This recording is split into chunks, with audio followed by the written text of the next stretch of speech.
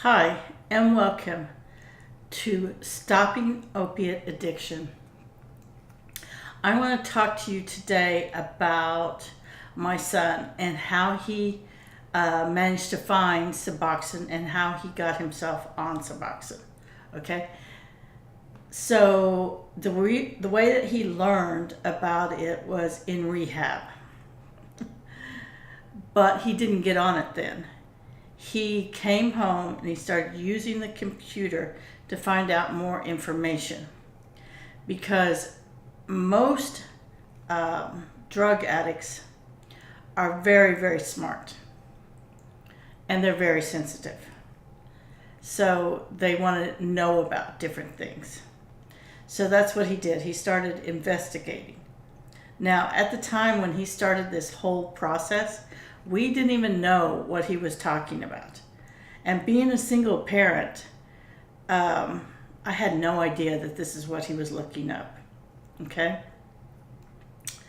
So he started looking this up, and he was looking up all the side effects and different doctors and things like that on the internet when he wasn't high. So between being high and coming home and that kind of thing, that's how he found the Suboxone, and he found the Suboxone doctors, and he found a drugstore to fill the prescriptions, because not every drugstore carries this. So you have to look to see which ones do, because they have to order it sometimes, and some will and some won't. So that's something that you probably need to look into too when you're doing this. It's not that difficult, but you do need to be aware of that. So he found the doctor, and the first one that he found was a pain management specialist. He now sees a psychologist to get the medication here in Texas, but in California, he saw a pain management specialist.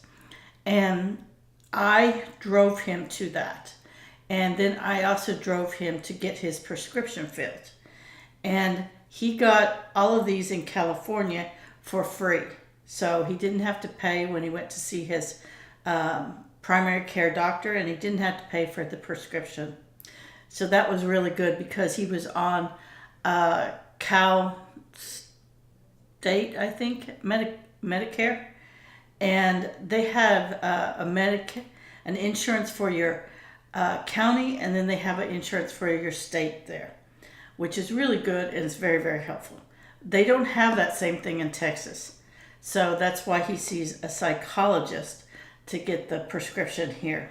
And yes, he does have to pay for it, but yes, that's the reason that he has a job, so that he can work and pay for this himself, because I'm not going to. As most of you know, drug addicts can use a lot of money, and they steal a lot of jewelry, and they steal a lot of money. They steal anything they can get their hands on. So that being said, I'm not paying for that, okay? Do I want him to get well? Oh yeah, absolutely. I love it when he's on Suboxone. I hated when he was doing drugs. Hated that time. But now it's been 3 years, and he's been clean all 3 years, and I really like the clean person now much better than the drug user. Didn't really care for the drug user. Not at all. But the clean person, I do like. I do value him. It's not that I haven't valued the drug user. I did value the drug user too. But the person that he is now, I can trust him, and I believe what he says, where before that wasn't the case. So if I had have known about Sabaxon when he went to his first rehab at 19, things would have been so much different. But no rehab is going to tell you about Sabaxon, because let's face it, if they told you about Sabaxon, that would cut into their profit margins considerably. I mean, I think rehabs are great for getting kids clean and giving them that opportunity to see life without the haze, but I think they take advantage of people that go there. And they especially take advantage of families because they will have you mortgage your house and everything else that you own, borrow money.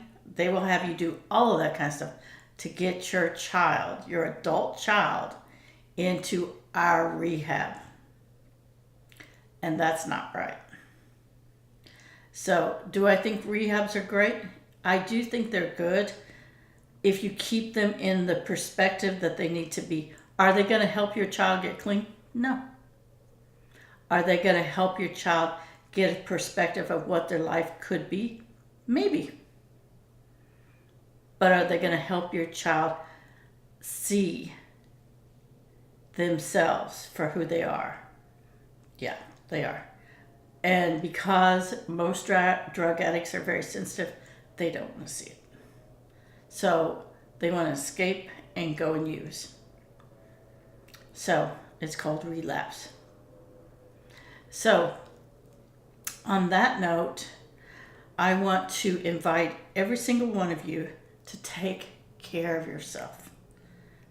It's so important for parents and for spouses to take care of themselves.